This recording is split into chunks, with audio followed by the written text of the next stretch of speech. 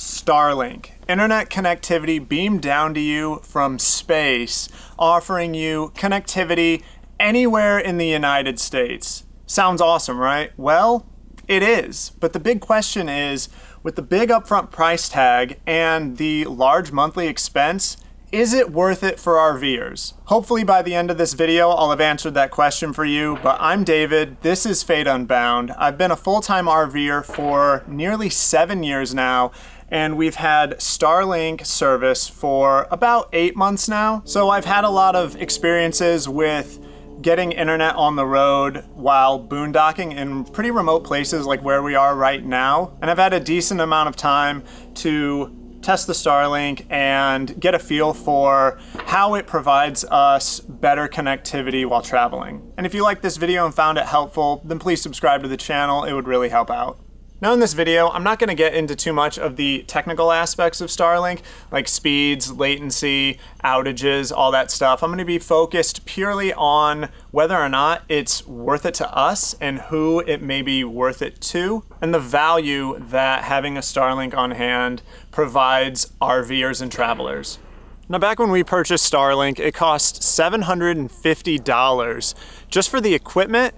And then on top of that, it's $150 per month to have the subscription for service. Now for us, we knew that it was completely worth it because we boondock primarily out in the national forests and on BLM land, which is where we're at right now. We're on BLM land in Arizona, and there is no cell service right here. So our only option to stay connected is Starlink. Before we got Starlink, the way we stayed connected to the internet was through mobile hotspots, which use the cellular network to provide you with internet connectivity. But we ran into problems all the time relying on these because we would go deep into the national forest and there wouldn't be any cell service. We would get to a place that we desperately wanted to camp in and it would be a complete dead zone without cell service for miles.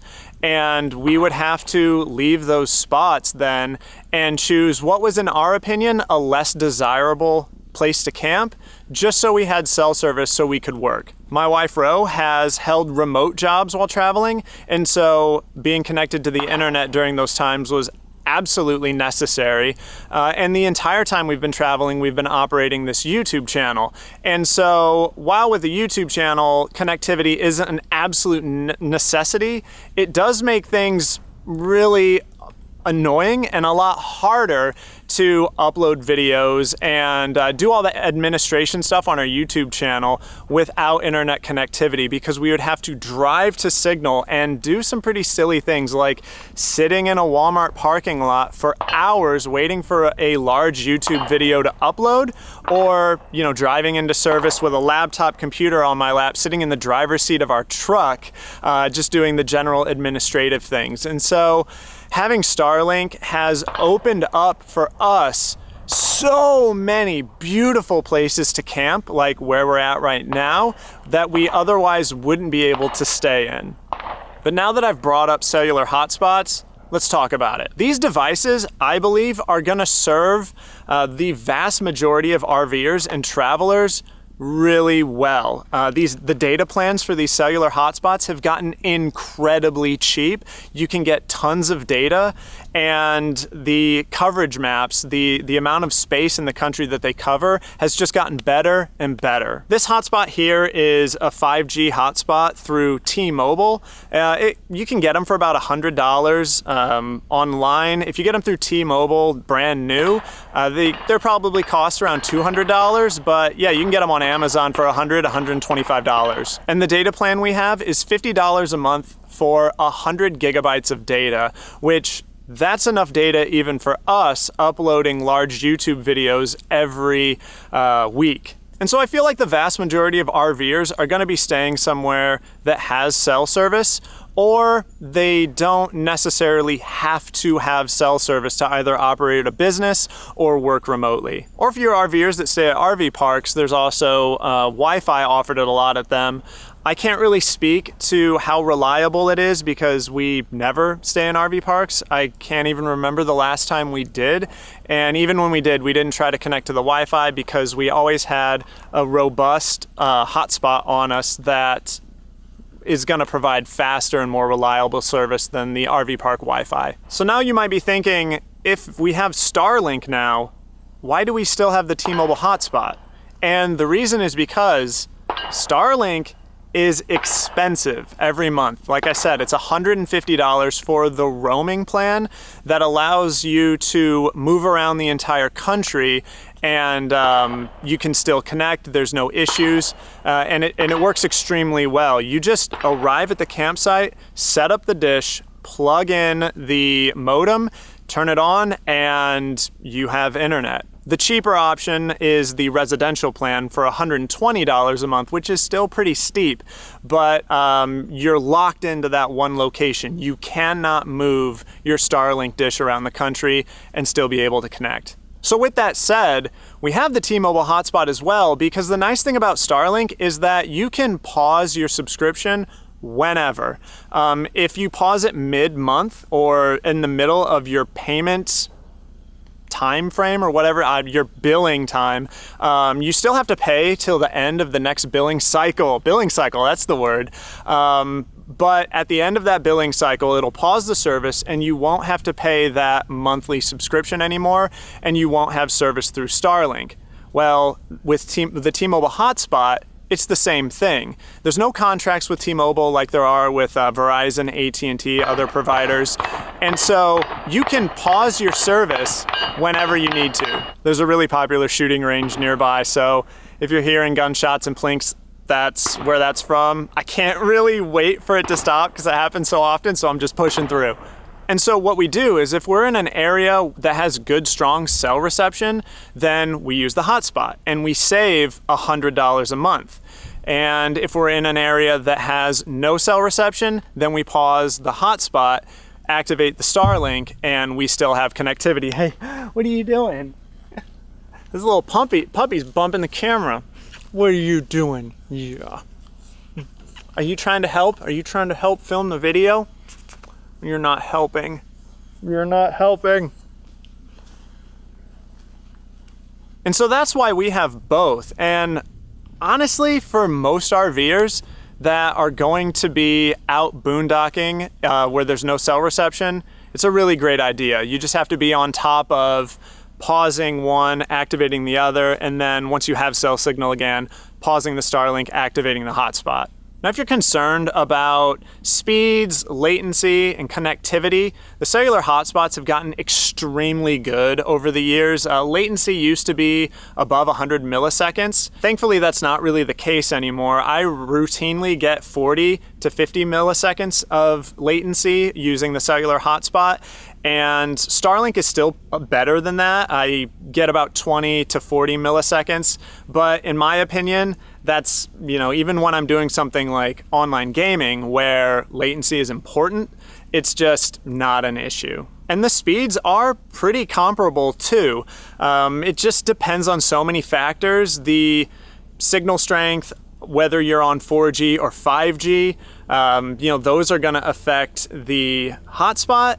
But Starlink is also pretty big in the range of speeds you're gonna get as well, just depending on usage in the area, whether it's connected to, you've got a lot of satellites flying over you at a period of time or not a lot. It just depends on a lot of factors. And so the download and upload speeds, I'm gonna go ahead and say, are completely comparable for both of these systems. So the big attraction with Starlink is that it gives you internet and connectivity anywhere, right?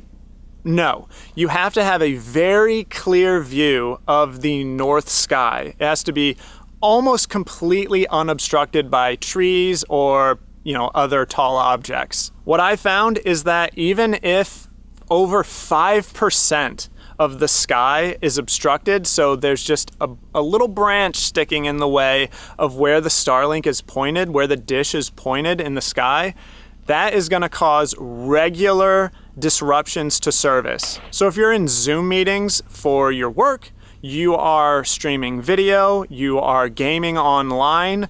If you have 5% or more of the sky obstructed, you're going to experience significant downtime. What I've noticed with just 5% obstruction, you're going to experience about a 30-second disruption every 5 minutes. And so camping up in the Pacific Northwest, where it's heavily forested, the Starlink is really difficult to use in those situations. Earlier this year, we were camping in Washington State in the mountains near Mount Rainier National Park, and we just fought so hard trying to find a camping spot in the national forest that had a clear view of the sky. It was really difficult for us. We drove around we spent I think 2 days just driving around forest roads, but we finally found a spot where we could hook up the Starlink, get good signal, and it was pretty awesome. And we had to search like that though, because there was no cell service anywhere really. And so the hotspot was not an option for us. We had to find somewhere in the forest that had a clear view of the sky. But the Starlink let us stay there. You know, if we didn't have Starlink, we wouldn't have been able to camp in that entire area. There's a couple of other factors to consider too when thinking about whether getting Starlink is going to add value to your RV travels also. One of them is setup. Now, with Starlink, you are most likely going to have to tear the system down before you travel and then set it up when you get to your next spot. Now, it's not a huge deal, but it is something to consider and know that you're going to have to do when using the Starlink. For us, all that we do is we just set the Starlink on its stand, just on the roof of the trailer. And I haven't had any issues with high winds moving it at all. So that's just not really something that I worry about. I set it up in a way that the stand kind of is pushing against something, whether it's the solar panels up on my roof or the air conditioning unit. So if there is wind, it's just gonna kind of push it up against something instead of blowing it off the roof entirely. So I know I've seen a lot of people that have pole systems, but unfortunately I don't have a ladder on the trailer, so there's nothing really good for me to clamp my Starlink to, but that's just what has worked for us. However, with the hotspot, it's just a matter of getting this thing out, turning it on, setting it down somewhere, and bam, you're done. And then another consideration is, how are you going to power the Starlink?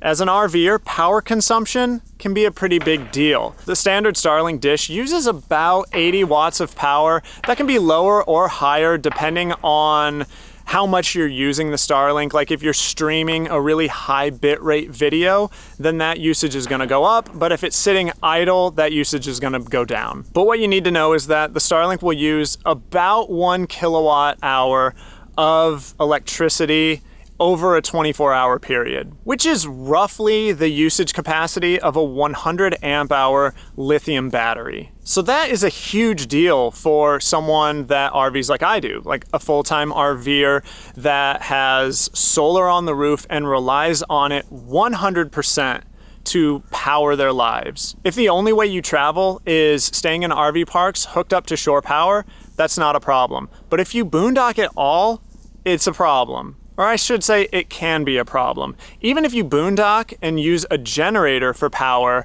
now you have to run your generator whenever you want electricity because the Starlink is powered through a standard 120 volt outlet. The hotspot, on the other hand, only has about a 20 watt hour battery in it, and this thing can stay on all day and night without needing a charge.